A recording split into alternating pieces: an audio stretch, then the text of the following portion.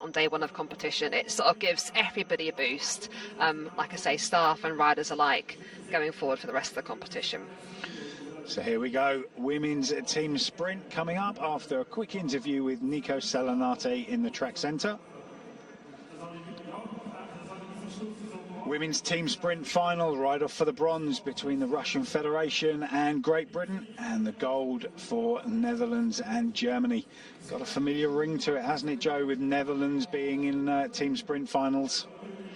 Yes, so in terms of the men's side, Olympic champions, world champions, and they've got a really strong women's squad as well. So excited to see if they can sort of finish this off and get that gold medal, of course, up against two riders from Germany who are reigning world champions. So it's going to be a tough ask in that final, but they have been the fastest team so far in all these rounds of competition that we've had. But just looking here at the Russian riders, they're going to be racing for the bronze medal. Then here are the British riders here. They'll be up against the Russians in that final for bronze, and that was very tight between the two teams coming into this. I think the Brits have got their work cut out, but I would love to see them make the most of this opportunity and just deliver the best ride they possibly can.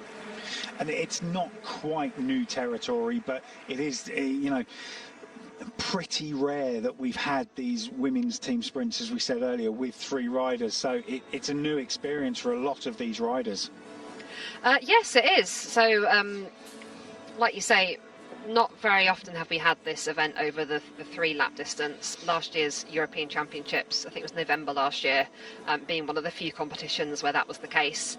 But yeah, any opportunity to race at this level is really, really valuable experience, and it should pay off. So coming into this, Russia time of 47.2, Great Britain time of 47.8. So about half a second difference between the two teams there. So GB have got their work cut out, but I do believe they can deliver strong ride here. I think Lauren Bate is in here in this ride, replacing Sophie Catewell, who rode the first round, the qualifier this morning. So GB have actually got 4 riders here making up this 3-woman team in the team sprint. So again, huge testament to the strength in depth in the women's sprint squad that is coming through into this next Olympic cycle. Is that in their head that they were half a second down? Does that get mentioned by the coaches, or does it just get dismissed out of your brain and you just got to execute and put everything on the line and do everything perfectly? I'd say it's just about executing and doing everything perfectly. So they'll look back at their ride, they'll look back at their starts, they'll look back at their splits, and essentially just do it all again. It's an absolutely full gas effort. There's no tactics, there's no saving anything, there's no pacing. So they'll mainly be looking at technically how they rode and seeing if they can do anything at all to improve on that in this final ride. So 3 riders just getting themselves ready. Jan van Eyden there, the sprint coach, talking them through their process, making sure they've got their toe straps done up, those aero shoe covers on correctly. Russians in the back straight, going through their process with their coach Mileva, Chishchenko and Antonova. The beeps are connected to the start clock, which you can just see they're actually reflected in the visor. So some riders have nightmares about those beeps. They're quite haunting, especially if you're in an empty velodrome at 8 o'clock in the morning doing team pursuit efforts. Haunting was the exact word I was looking for there. Yeah, I think you've nailed that description.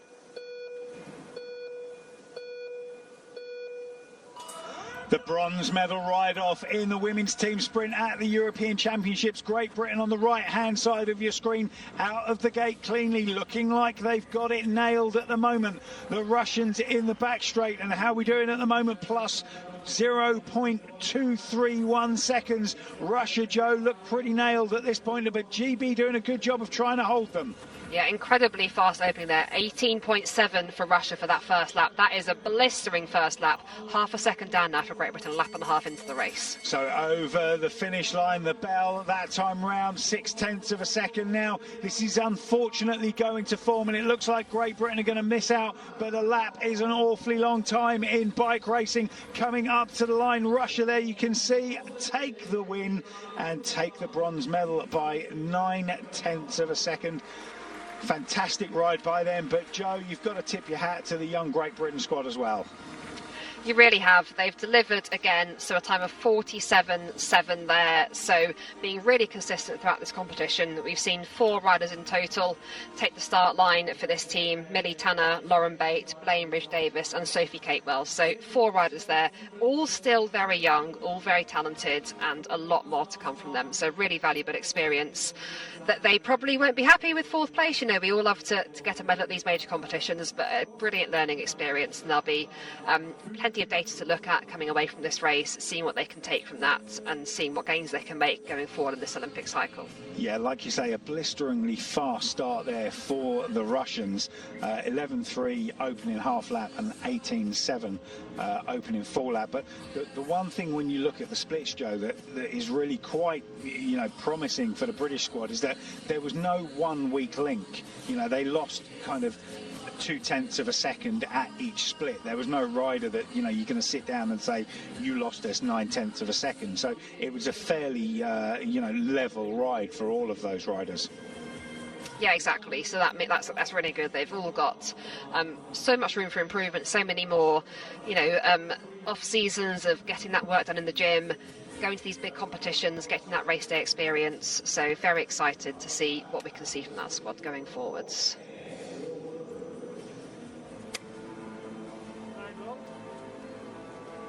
So the final of the women's team sprint, Netherlands against Germany. Don't have to tell you who's in what colours, but we'll do anyway. The Germans there in their white jerseys with the black, red and yellow stripes, and the 2 at the bottom in those world champs jerseys, which are unmistakable. The Netherlands in their now traditional orange in the back straight. Van der Waal, Braspenix and Lamperink. So back to the team that they qualified with. Germany have brought in Propster and kept Friedrich and Grabos, the 2 world champions. So here we go. This is for the European title and for the coveted gold medal. Both teams away cleanly, and Germany just dropped down the track that little bit sooner than the riders from the Netherlands. The gap opening up again, but as we've seen, Joe, that is now the standard tactic in this event. Yeah, we do see a little bit of a gap opening. You will have riders on different gears here coming into this event. Rider 1 normally on a smaller gear. An 18.8 opening lap there from the Dutch squad. So the Dutch squad are 0.2 of a second up at this stage. Looks like that's coming back a little bit. 1.15 of a second now.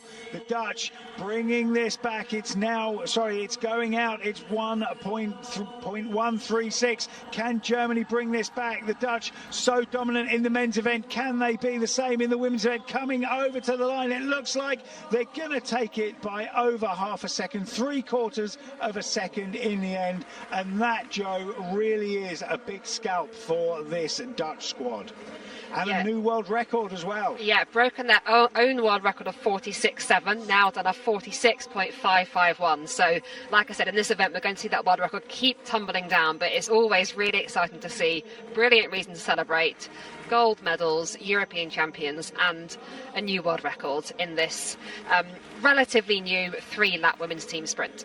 And a 46.5 as well, Joe. That's not, they haven't just broken the world record, they've smashed it there.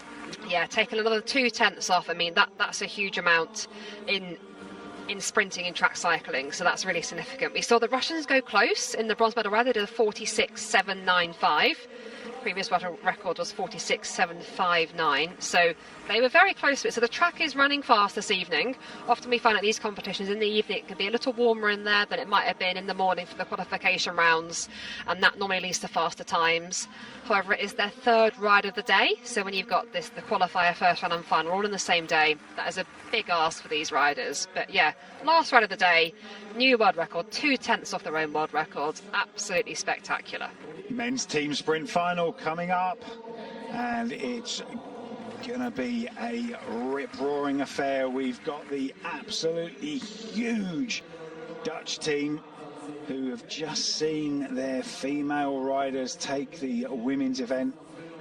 Can they do the same? They are the protected riders, the protected team. They've been so good ever since the Olympics, And have they been able to carry that form through to, it's only a couple of months ago, if that we had the Olympics. So have they been able to carry the form through to these European Championships and almost another 2 or 3 weeks to the World Championships coming up in Roubaix in France in just a couple of weeks' time. So if they can hold that form, there you've got the final classification. Netherlands from Germany, Russian Federation, Great Britain just missing out on a medal, Poland in 5th and the Ukraine in 6th.